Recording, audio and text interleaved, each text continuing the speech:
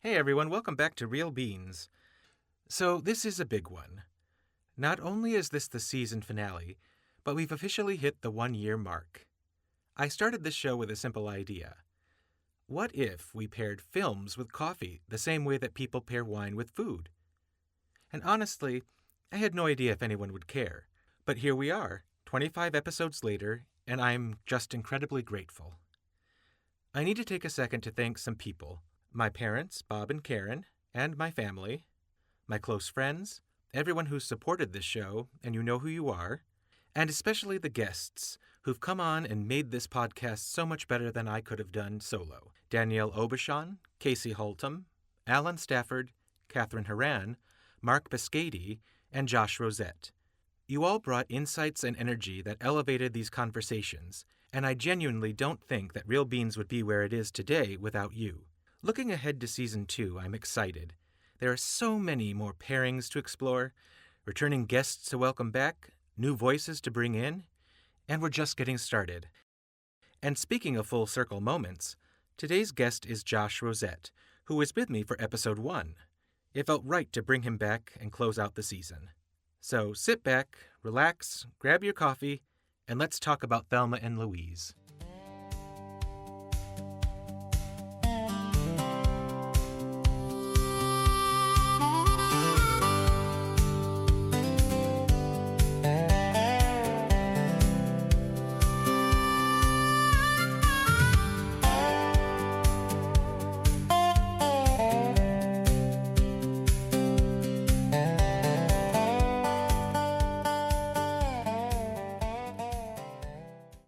All right, everyone, welcome to Real Beans. I'm very excited. We have a brand new guest with us today, one of my closest friends and who I met back in New York City as we both worked in theater. Josh Rozett, welcome.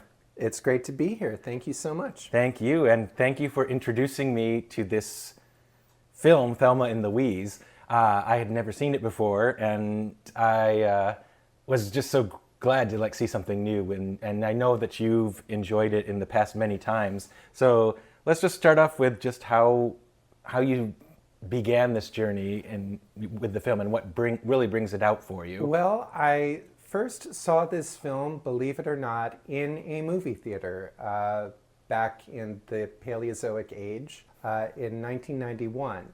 And so I saw it at my local multiplex on the big screen, not knowing anything about it really, not knowing what to expect, just knowing who these two actresses were. For the uninitiated, that's a tough word, it is Susan Sarandon and Geena Davis. And I'd seen them both in movies, I loved them both in movies, and it's sort of, I don't want to say it's a rarity, because there were things like Steel Magnolias and Terms of Endearment that featured more than one substantial role for women that were really about women and women's relationships. Crimes of the Heart is another one that comes to mind. But they were pretty few and far between. So whenever something like this came along, I would jump at the chance to see it. And I was absolutely blown away by the movie. This was a summer movie. This was came out in July or August. I saw it in the summer because I was not in school, and it wasn't really being positioned as an Oscar movie at the end of the year. They didn't do that quite as much as they do now, where they stockpile all the movies for November, December, and it's always like, oh great, all the movies I want to see all come out in this 8-week period. Exactly. Whereas the other 10 months of the year, there's nothing I want to see. Right. So this was sort of being marketed as sort of a female action comedy. I mean, the trailers and the commercials you'd see on TV almost made it look like Lethal Weapon, but with girls. So I wasn't really sure what to expect, and I was just overwhelmed by it. I was overwhelmed by the performances, by the power, by the message. I'd never seen anything like it, and in fact, a lot of people had never seen anything like it. And I don't know how much, if anything, was expected of this, but it became a big hit because it became really controversial, which I think both Geena Davis and Susan Sarandon have said took them completely by surprise. They did not necessarily think they were sitting on a powder keg. Right. A lot of editorials were written about it. They were on the cover of Time magazine. That doesn't happen very often. Not with movies, not that much. But it really entered the cultural zeitgeist. A lot of male critics accused the film of being very anti-male because apart from the Harvey Keitel character, who we'll probably talk more about later, none of the men, to say the least, come across as particularly sympathetic. True. And I think a lot of people were upset by the fact that this was about two women who sort of refuse to play by the rules of the patriarchy. You know, instead of going to the police and putting their fates in the hands of these male protectors, they say, no, we're not living by those rules anymore. We're not going to follow the social compact. We're breaking off. We're doing this our way, on our own, by our rules. And there were also some feminist critics who say, why do they have to be punished at the end? You know, I personally feel, and maybe this is the wrong juncture to talk about the ending, but I think a happy ending with them sitting by the sea sipping margaritas in Puerto Vallarta would have been very disingenuous. Exactly. And I also think an ending where they got caught would have been a fucking downer. Well, yeah, because that's kind of how I feel about it as well, because there's a moment in the film where I believe it was Susan Sarandon's talking to the Harvey Keitel role about what we're going to be taken in, and then death penalties and all this. You know, so it's like she's already hinting at to what would happen if she gets caught. Or they're turned into circus freaks. You know, Right. She says we don't want to wind up on the damn Geraldo show. You know, we don't want to be turned into some kind of spectacle. Right. And that would likely happen with especially strong women. Well, I mean, with anybody. I mean, Luigi Mangione is now an internet meme. I mean, he's a celebrity and a heartthrob. So I think the ending feels right to me, that they go out on their own terms, not on anybody else's terms. It's not the disingenuous happy ending, which would have felt like a cop-out, and it's Right. not the downer of an ending where they get caught. You know, this is... It feels right. It feels true to everything that's come before. And it feels true to who these characters are. Exactly. And as you were saying, that they both agreed. It wasn't like it was just Susan Sarandon who said, we're just going to do it. And they both had a connection and were like, yes, this is what we're going to do. And they did it. And I mean, I was already spoiled with the ending because it would show up on clips and things. And so I knew they were going to go off the cliff at the end, but I never knew how they were going to get there. So that was the enjoyable part for me when I was going into this. I knew the ending, but I was like, what's going to happen that leads up to this? Yeah. And it was totally not what I was expecting, because the movie starts off with them just going off to the cabin in the woods for a weekend vacation. Yeah. And then we learn Geena Davis is in an unhappy marriage, and Susan Sarandon's character has a boyfriend, but it's a problematic relationship. It's a problematic relationship, as we come to find out as the movie progresses. He's a commitment phobe. She's not getting the commitment she needs, and Geena Davis is not getting at all what she needs from her relationship. So, right. Yeah. It's a really interesting journey that they take, and you'll notice that in the beginning, they have very specific characters. Susan Sarandon is very neat and tidy and put together and orderly. Louise is all about control. And later we find out why that need for control, where that originates. You know, she's a survivor of trauma and sexual assault. And so that need to have control, to have order, to have everything precisely. I mean, when she's packing her suitcase, she's putting the shoes neatly in plastic bags, that, right. You know, all of that stuff. Whereas Thelma is just sort of so much childlike. I mean, the house is a mess. They've got, you know, she's got newspaper clippings taped to everything that stands still. She seems scattered, disorganized, you know, just the contrast of these two women packing. And then gradually, and this is very intentional on both the actress's part and the screenwriter, Callie Khouri, who won an Oscar for this original screenplay, that they sort of, not trade roles, but they become so much more like each other. You know, Louise kind of lets down her hair, throws the lipstick away, she stops worrying about control. We see her vulnerability, we see her crisis, we see what she's like when she's not in control. And Thelma, on the other hand, kind of grows up and comes into her own and takes charge and has her sexual awakening and just has a personal awakening as well, where she's more of a badass. And she's, you know, by the time they put a cop in the trunk in one of my favorite sequences, she's really the one leading the charge.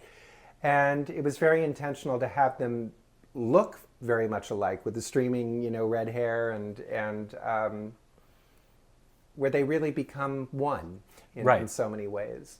No, exactly. But the metamorphosis, both the individual metamorphosis and how they change, how that relationship changes, where Louise is sort of the big sister and you know, has to tell her, you have to do this, don't do that, you know, pull it together, take your feet off the dashboard, to a real relationship of equals. Right. And we see at the end, she has her feet up on the dashboard without Louise saying, put your feet down. That's a good catch. I'd never even Yeah, picked up I on saw that. Geena's foot and I was like, oh, it's up on the dashboard and she's not saying anything. That's right. And they're both smoking. And they're both smoking, exactly. So it's, and they got along famously. They really had a wonderful relationship. And you can see that in the movie, and the are chemistry. Friends, and are close friends to this day. And I remember Geena Davis gave an interview once where she said, working with Susan, there came a day on the set where Susan said to Ridley Scott, the director, she said, Ridley, I'm not sure about this. I don't like this. This doesn't feel right. I think we should do it this way. And Geena Davis was sort of taken aback because she said, I didn't know you could do that. You know, I didn't know, as a woman on a set in the 1980s, you're supposed to mind your P's and Q's. You're told to be deferential, don't piss anyone off, don't get yourself labeled difficult. You know, if you get off the merry-go-round, there's hundreds of other girls, younger and prettier than you, waiting to get on, so you better really show some respect and not get out of line. Right. And she said, watching Susan just say, you know, I respectfully, not in a difficult way, but saying, no, I have opinions, I have ideas, I don't quite agree with this, I think we can do this better, and have Ridley Scott listen to her and take her suggestions, made a huge difference to her in her career. And it's really interesting, given the subject matter of this film, which is so much about female empowerment, right? That she felt empowered by her co-star in so many different ways. Right. And you are right about the whole, like, stay in your lane, don't raise a ruckus, don't move the boat. Yeah. But as many talented and strong actresses of their time would always fight back because they knew what they wanted and they knew how to get it. Bette Davis is a prime example of you know, I'm not going to be pushed around. Took Warner's to court. Exactly. Yeah. So I'm sure seeing Susan Sarandon, who's also a major fighter and a strong presence in real life, I mean, I can totally see her doing it respectfully, and Ridley Scott listening. But not softening it, you know, not saying, oh, Ridley, oh, darling Ridley, I just hate to be a bother, but I mean, no, saying, you know, this is what I think. This is what I feel. I'm not going to sugarcoat it. I really don't like this. I really don't think this is right for the character. And to have him say, okay, I trust you. So, and there were times where I'm sure she didn't always win the argument, but, you know, that's when you just, you know, say, all right, don't win this one, get back to work, but not to be cowed by that, to still continue to voice your opinion and your feelings. And that was very important to Geena Davis in her career. And as you were saying, the parallels with the character that she's playing, because she has to learn how to stand up for herself Louise does, or sorry, Thelma has to learn how to stand up for herself and be confident, and she does learn that as the film progresses. And this film, look, this film pissed a lot of men off when it came out, and maybe from a modern standpoint, it won't quite register, but we hadn't quite seen anything exactly like this on screen before. We hadn't seen women this... Yes, there were some prototypical female action heroes. There is Sigourney Weaver as Ripley in the Alien trilogy, and a few others, but they were so grounded in reality. These were people who could live next door to you, and to see them break and get, sort of break off from their assigned lanes and not take shit from any men, just to be essentially fed up and say, no, these rules that have been laid out for us are not rules we're playing by anymore. And I think a lot of men were really threatened by it. Now, at the Academy Awards, is interesting. This film did get the dual nominations for Susan Sarandon and Geena Davis in lead actress. Today, one of them would be campaigned as supporting, because today they would do category fraud to avoid vote splitting. But this was likely the last time you'll see two actresses nominated in the lead category for the same film because of that, until the rules change. We'll see. Oversight committee, that's what I opt for. The Tonys have them. But it got the nomination for original screenplay, which Callie, the screenwriter, won. Later became a director in her own right. Female writer. Yes. And it got a nomination for Best Director for Ridley Scott, but it was not nominated for Best Picture. Curiously, one of the films that was nominated for Best Picture was The Prince of Tides, but Barbra Streisand, a woman, was not nominated in the Best Director category. There were no female nominees in the Best Director category. That's right. And this female-centric film was not nominated in the Best Picture category. So it's an interesting snapshot of where things were in 1991 and how the Academy, which I'm sure was predominantly male at that point, how they assessed these things. And I'm always interested when I see, because back then, now we have 10 nominees for Best Picture, so it would have been a shoe-in if it was 10 at Most that time. definitely. But back then, you only had 5 pictures to choose from. Yeah. And so I would always be interested to see, like, why doesn't the director match up with picture? Because in order to have Best Picture, you should have the best director making the Best Picture. So it's an interesting, when you see them not happen at the same time, either it gets nominated for picture but not director, It's an interesting discussion, it is. I think that there are some films I've watched where I think that was such a great movie, but the direction, was not so amazing, and other movies where I watch them and I think, that was good. I thought the direction was amazing. Maybe the script wasn't so good, but just the way it was brought to life. Right. So you can separate them out, but generally, yeah, it's harder there to sort of understand the disconnect as opposed to maybe direction versus writing, which I think those are more clearly delineated achievements. But yes, I agree. I think if they had had 10 nominees back then, certainly this would have been there. So what was there was Silence of the Lambs, which also featured a great feminist heroine, but was not necessarily... I mean, I think you can say it was female-centric, but then you have the Anthony Hopkins of it all. Right. And so Bugsy, which is a very, very male movie. Prince of Tides did get there, but Barbra Streisand was not nominated for director. JFK, the Oliver Stone film, and Beauty and the Beast. Yeah. But JFK is another male-centric. Very much so. Heavy. Very much so. And, we didn't watch all the special features on the DVD, but there are interviews, and I know Criterion has put out, I'd love to get a hold of it, but I already have. This version has put out a Blu-ray with tons of interviews, although I'm sure some can be found on YouTube, where where they talk years later about why they think this film landed the way it did, why it upset people to the extent that it did, why it inspired people to the extent that it did. And there were a slew of imitators, as with any successful film. They did a film called Bad Girls, which was a quasi sort of Western about, four frontier hookers who turn outlaws, with Madeline Stowe, Andie MacDowell, Drew Barrymore, and Mary Stuart Masterson. It's an odd quartet, right. But that came out a couple years later. So you did, and Sharon Stone's The Quick and the Dead, which was a female, sort of Western cowboy movie. So there were a slew of imitators, but this, I think, is in a league of its own. Absolutely. Yeah. Talking about the subject matter is an extreme.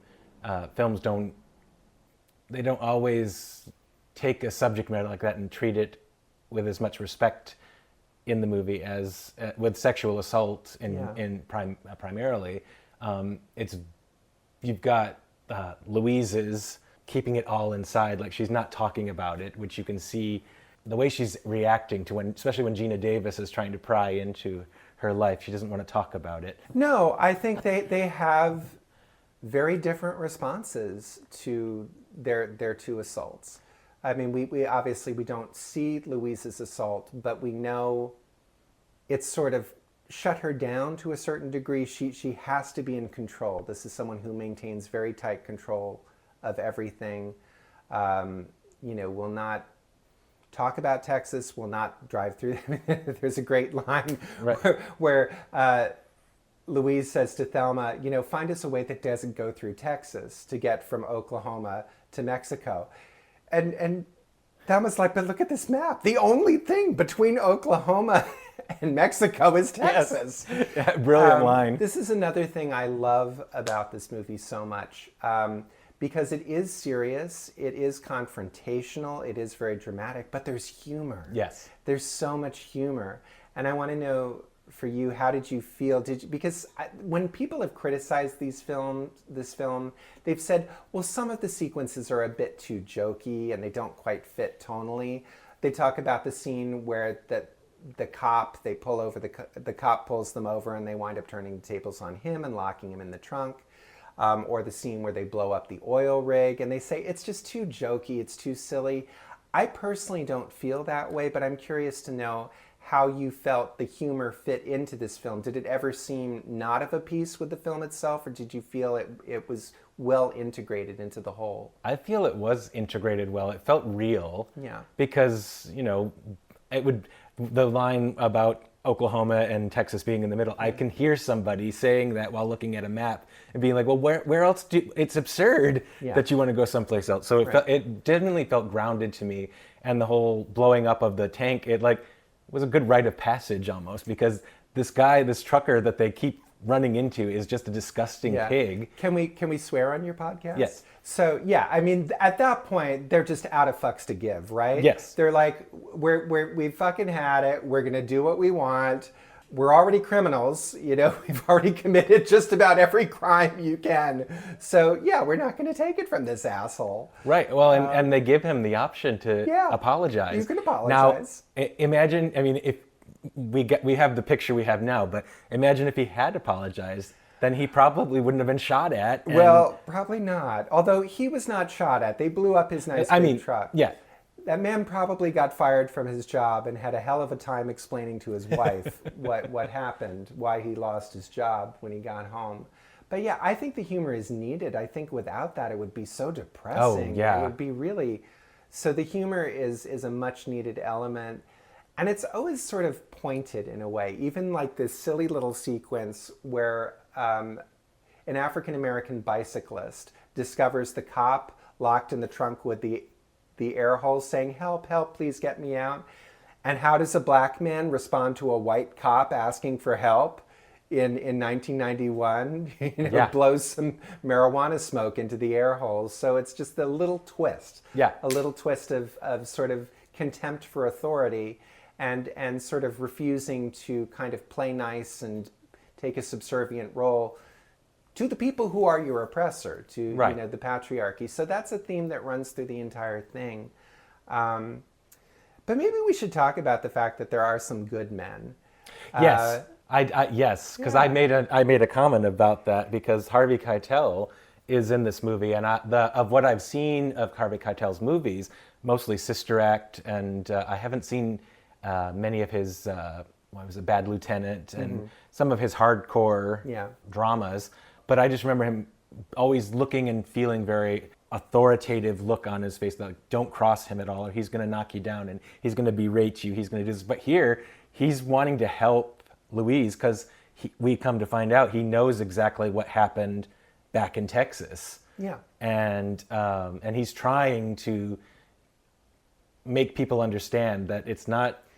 She didn't do this because she just felt like shooting somebody. Yeah, and when he confronts the man who robs them, I mean, he already has a read on that situation. He says, do you think she would have committed armed robbery if you hadn't taken all their money? Right. So he has a read on it. So this was sort of the height of Harvey Keitel's career, really. So right. He was in 3 films that year.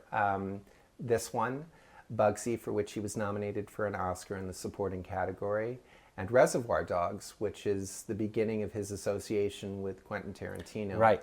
And so this is really sort of career apotheosis, career high point. I always try to find a fancy word when a simple one will do. But, and so he had done Sister Act and The Piano, that's a Bad Lieutenant, that's all within this period. Yeah. And it was a really interesting casting choice for the reasons you outlined, because you wouldn't necessarily think of him as the obvious person for a part like this. Right, and I really like him in it because he's not like the other men that he's surrounded with, especially the FBI agents who are just like, I'll bring you along, but don't make me regret bringing you along. Yeah. And he's trying to like stop them from actually being shot at because he wants to treat them fairly. Yeah. And then the other, he's kind of starts off in a bad light, but kind of progresses into a nicer tone is the boyfriend, Jimmy, I think. Yes, this is Michael Madsen, who sadly passed away last year, and who was also in Reservoir Dogs, which might be his most iconic part. But that character is an interesting character. I really do love the scene in the hotel room. Where you just do get a sense of a real relationship, of a sort of weathered relationship that's had a lot of ups and a lot of downs, and they're such good actors. I mean, they really bring that sense of a lived-in feel to that relationship. You know that they've probably had these battles so many times before, but that there is a sense of finality to this. There is kind of where Susan Sarandon is saying goodbye to what might have been in that relationship. Right. Now we have to talk about the other man in this movie. Oh yes, the big breakout star. Perhaps not the most not one of these wonderful, lovely, sympathetic men, but certainly a very lovable or lust-afterable one. So do you want to know the story of Brad Pitt's involvement in this film? Let's talk about it. 4 actors were tested for this part, made it to the final round of testing. One was a young model television actor named Grant Show, who later would go on to star on the TV soap Melrose Place. Okay. And became a real 90s heartthrob for a while. One was a young New York stage actor who hadn't done much film, had done some television, named Mark Ruffalo. The third was a young sitcom actor who'd done mainly television up to that point and had a recurring role on the TV sitcom The Facts of Life, and this was George Clooney. So these were the 4 finalists for the role of JD, Grant Show, Mark Ruffalo, George Clooney, and Brad Pitt. And Geena Davis tested with all of them. And she said all of the tests were good.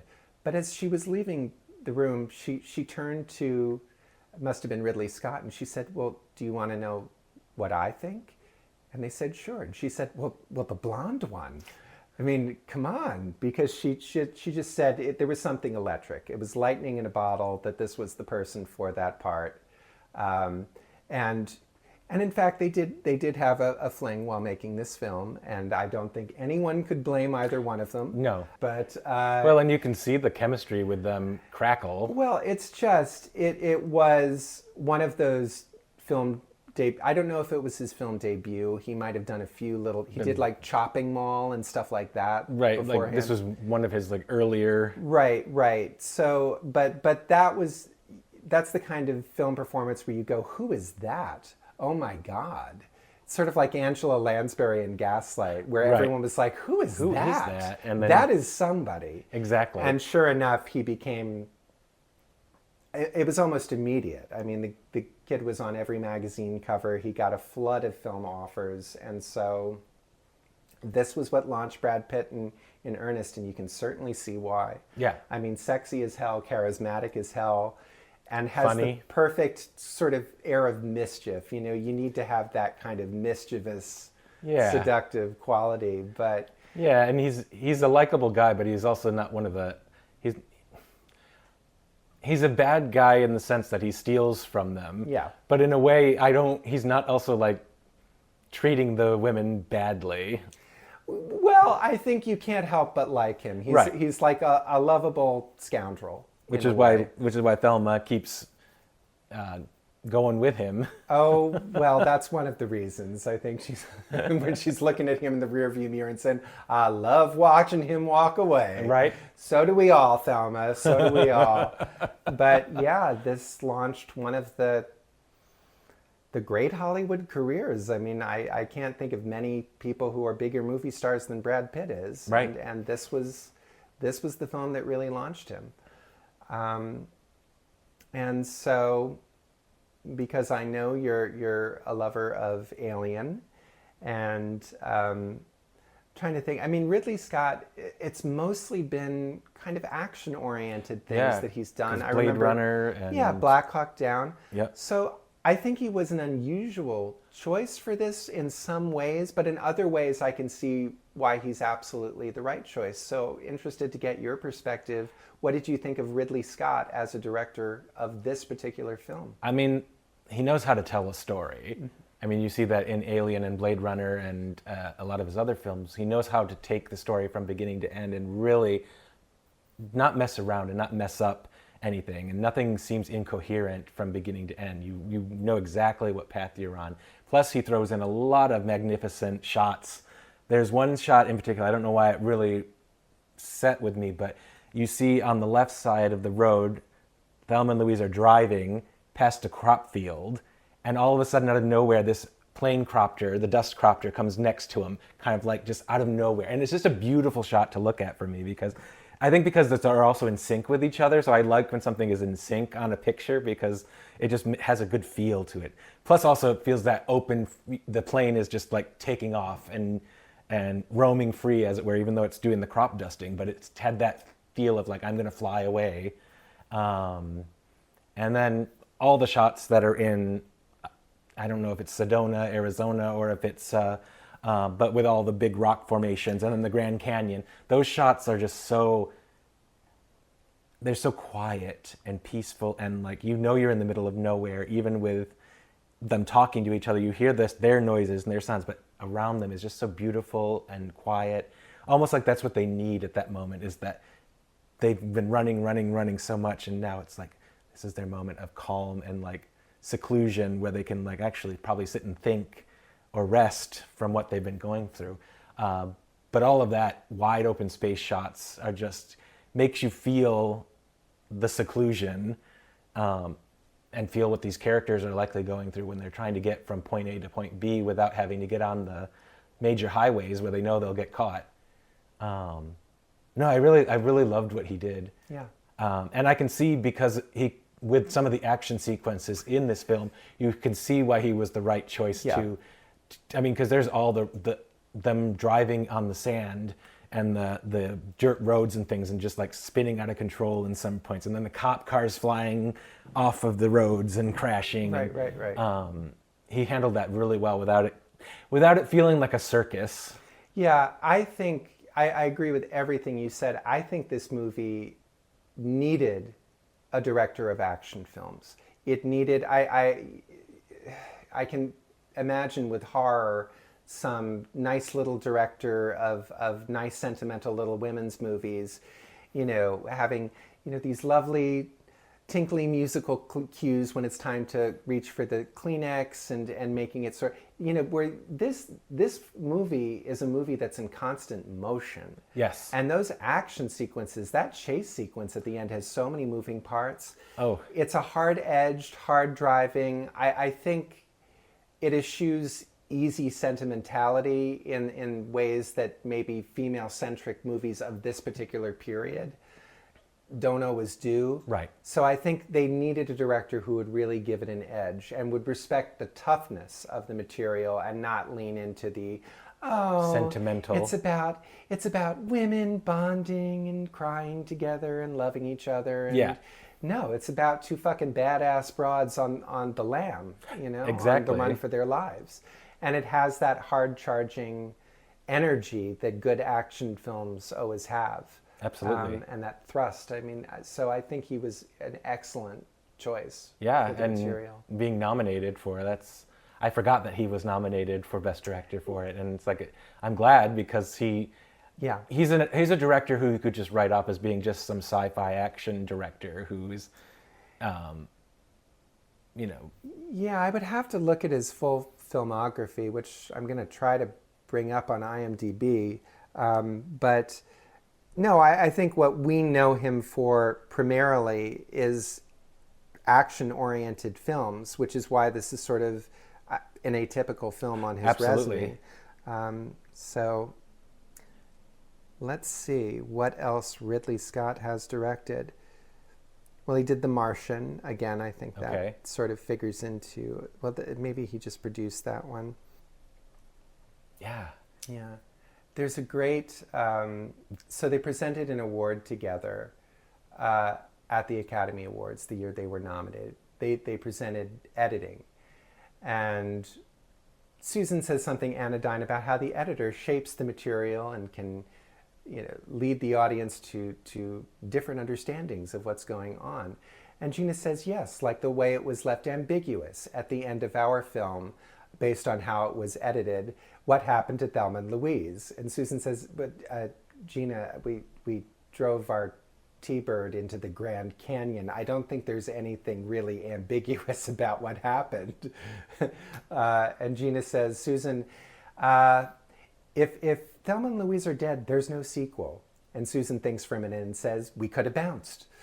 So it's a nice little grace note. But yeah, I think a lot of great things came out of this movie. I think it did change the rules for women in film to a certain degree. I think it may not have pioneered the concept of the female action hero, but it gave voice to a lot of the anger and the frustration that I think a lot of women were feeling about the world in which they lived and the way in which it was treating them. I mean, you have to remember this predates the Me Too movement by like 30 years. Right. I mean, this was kind of their first. Right. So it's an incredible movie. It led to an incredible friendship. I think they're still very close, Susan Sarandon and Geena Davis. But I don't think, to my knowledge, they haven't done a film together since then. I don't think so, and that's probably a reflection of the fact that even now there aren't a lot of films that really offer multiple, complex, dynamic, interesting parts for women. There are more, but not, it's still, we see that, like, even Susan Sarandon has fallen into that whole, the sort of the older grandma comedies that they put these wonderful actresses in just to give them something to do, but they're never anything that's substantial usually. Yeah. And so it's nice to see them, but they're also not, it's not Thelma and Louise, Silence of the Lambs quality type roles that they can sink their teeth into. No, well, hey, in the old days, the days we love, the 30s and 40s, the MGM days, I mean, basically, your shelf life was, you got to your late 30s, you were done. Exactly. You just retired, you found a millionaire to marry, and you were done with the movies, or married a prince, or did something like that. Right. But no, I think the fact that women are having careers well into their later years is pretty fantastic. But you don't... Meryl Streep, Judi Dench, Maggie Smith, those are very special examples. Right. I mean, there's so many great actresses. It was just so nice this past year to see Amy Madigan again. Right. I'm sure she's been working, but she's probably been working in out-of-the-way places. And just to see what a great actress she is and what she can do when the right role and the right film comes along, it's nice. And there are a lot of other actresses of that generation, I guess our parents' generation, it's fair to say, that I would love to see Barbara Hershey again, and I would love to see Sissy Spacek do something really substantial. Right. Because she gets little bits here and there.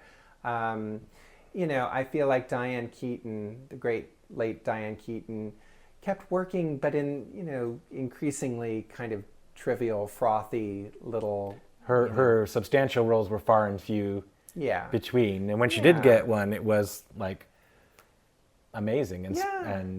But it's just they don't write enough for women of substance.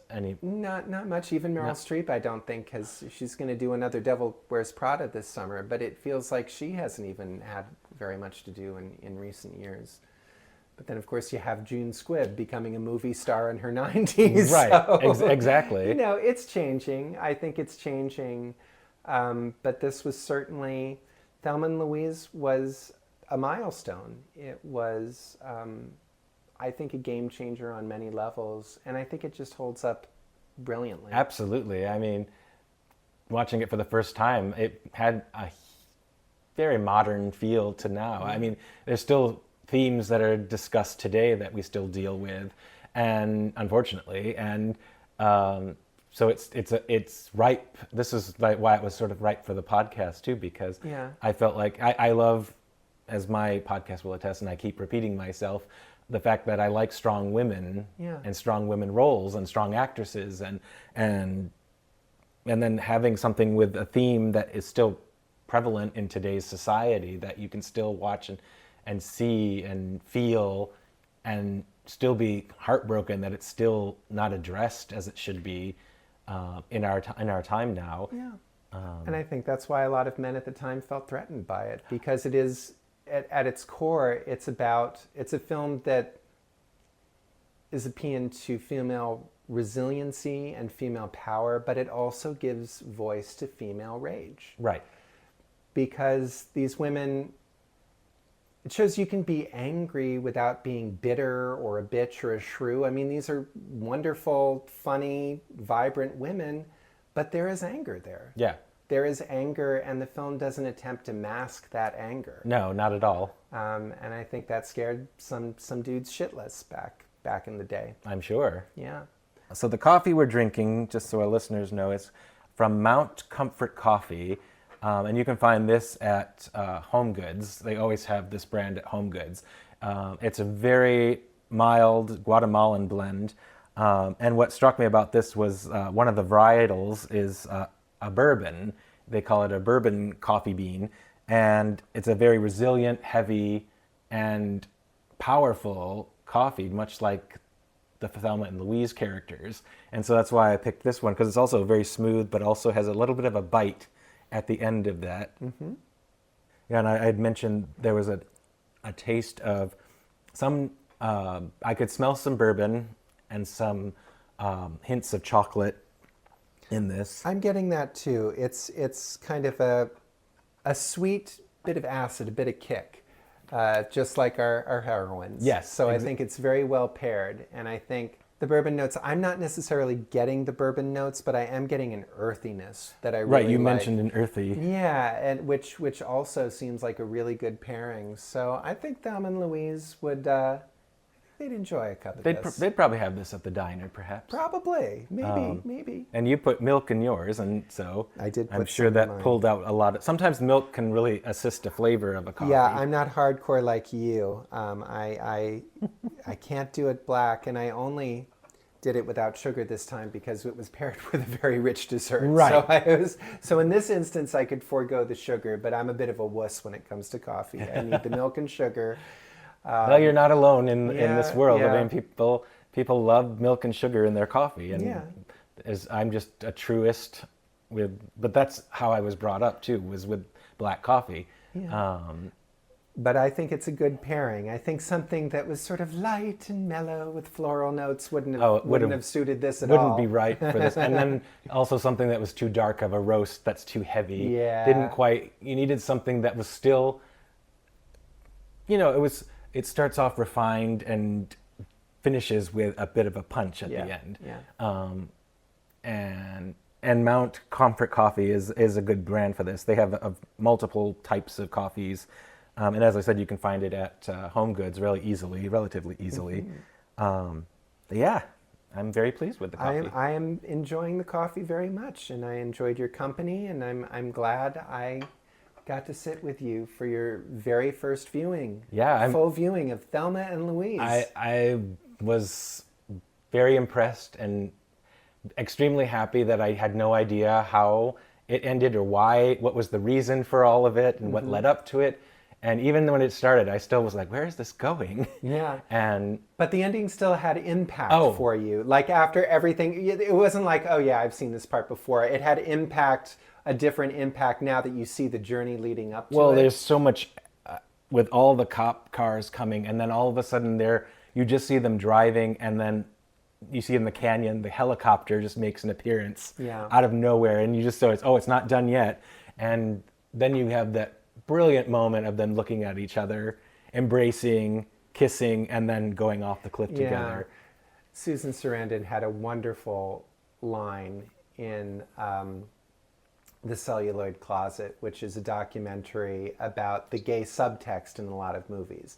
And Thelma and Louise is not a gay movie, but she says at this point in the film, and she and Geena Davis made this decision, this wasn't in the script, to do the kiss, because there was such a closeness and such an intimacy at this point that was almost beyond sexuality. Right. It was just a moment of true intimacy and love between these two women.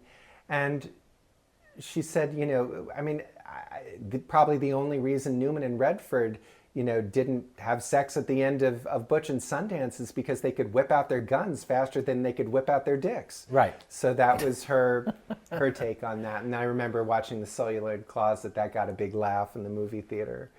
But yeah, it's a film about female strength and female friendship and love, and about this very strong, almost primal bond that is forged between these women. And I just remember at the end watching it in that movie theater at Crossgate Cinema 12 in Albany, New York, just feeling so much dread and anxiety and not wanting them to get caught. Please don't let them get caught.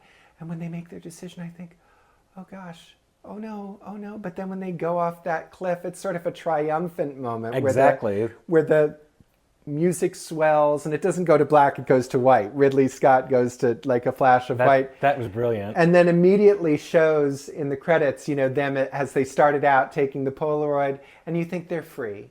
They're free now. Yes, exactly. They're not going to be caged up like animals. They lived on their own terms, and they've died on their own terms. Exactly. And it was a very celebratory moment. They weren't sad about flying off the cliff. It wasn't tragic. No, not at all. And they've lived, Exactly. I think they're not, if they'd stayed in those little circumscribed humdrum lives with her, being ordered about by that dirtbag husband, and her, slinging hash and waiting fighting with a boyfriend who won't commit to her. Right. That they get to live, and they get to sort of exercise and act upon all of these impulses, maybe the things they've been holding down for years and years. Well, and that's something that is all too familiar in society, is just not being able to be yourself. Yeah. And as we're gay men, we know that being ourselves has always been a point of contention and for anybody trying to be who they are, even if it's like Geena Davis's character is a very much, you don't know like quite she's a little bit overboard sometimes in her excitement, and she's just a little too excited. Well, she's sometimes. like a child. And she's a child. But that's how she is. And people will like press her down to stop that. And when she was able to finally like be herself and to just enjoy herself. Well, yeah, she's been kept a child. I mean, when we find out her history, married at 18 to the guy she had been dating since she was 14. Right.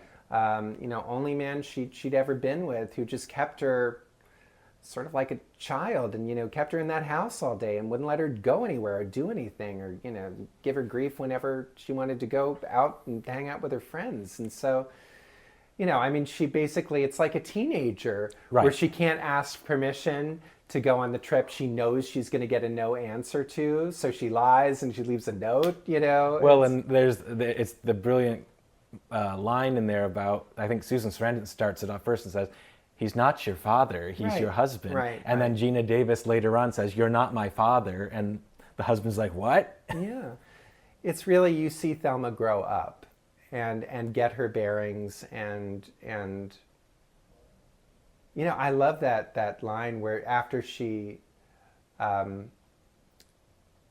she's really the one taking charge in the situation where they have the cop who pulls them over, and she takes over and says, I'm really sorry about this. I have a wife, don't hurt me. Well, you be sweet to her because my husband wasn't sweet to me, and look at how I turned out. Exactly. And then later when she gets in the car, she says, I think I have a knack for this shit.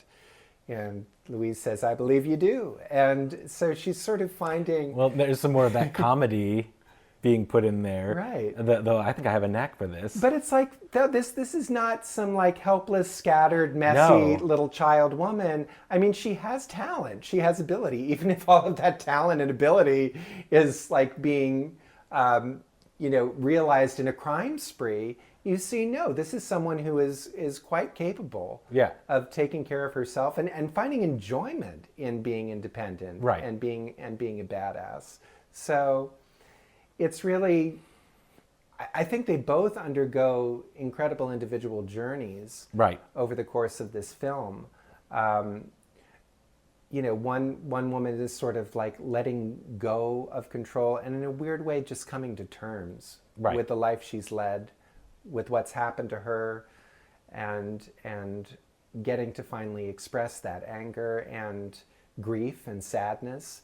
And another woman is really coming into her own, right, and realizing who she is as a woman, and they're helping each other to do that. They're facilitating to that. It's not like the typical story where a woman falls in love with a man who makes her realize that she is beautiful. Right. Is it really me? Is it really, really me? That whole thing. These are two women who are helping each other to grow and change and evolve. Exactly. Yeah. That's the perfect theme for this movie and for this episode. And we could go on and on and on about everything about it, but we've kind of discussed the big points of it. And and thank you, Josh, again for kind of just pushing me to watch this movie. And it's always nice to sit with somebody who's seen a film many times and have different perspective each time they watch it, and with somebody who has never seen the full thing. And I always love that when the roles are reversed too, when I'm introducing a film to somebody else. It can be a powerful moment, especially if they really get the movie like you do. Yeah. And I was going to say, that's the nice thing of seeing it fresh through someone else's eyes who's experiencing it for the first time. Right. And it's terrible when it's something you love and the other person doesn't love it, but you did me proud, Ben. I'm glad that you love this movie as much. You seem to love this movie as much as I do. That makes me very happy. It's got everything that hits my note. Checks all the boxes for me in terms of great actresses, great story, great filmmaking, and also strong, prominent women. Yeah. So more of that, please, Hollywood. More of that, please. Thank you so much, Ben. Yeah, thank you for joining me, and I'm sure we'll see you on the podcast again soon. I would love to. Thank you so much for listening. If you enjoyed this episode, I'd really appreciate it if you could like, subscribe, and leave a review. It helps more film and coffee lovers find the show. You can catch up on all our previous episodes on your favorite podcast platform. And be sure to check out realbeans.com for show notes, pairing details, and more. If you'd like to support Real Beans and help keep the show going, head over to realbeans.com/support. And hey, if you've got a film or coffee recommendation you think would make a great pairing, drop us a message on Instagram at @real_beans. I'd love to hear your suggestions. And so until next time, sip, watch, repeat.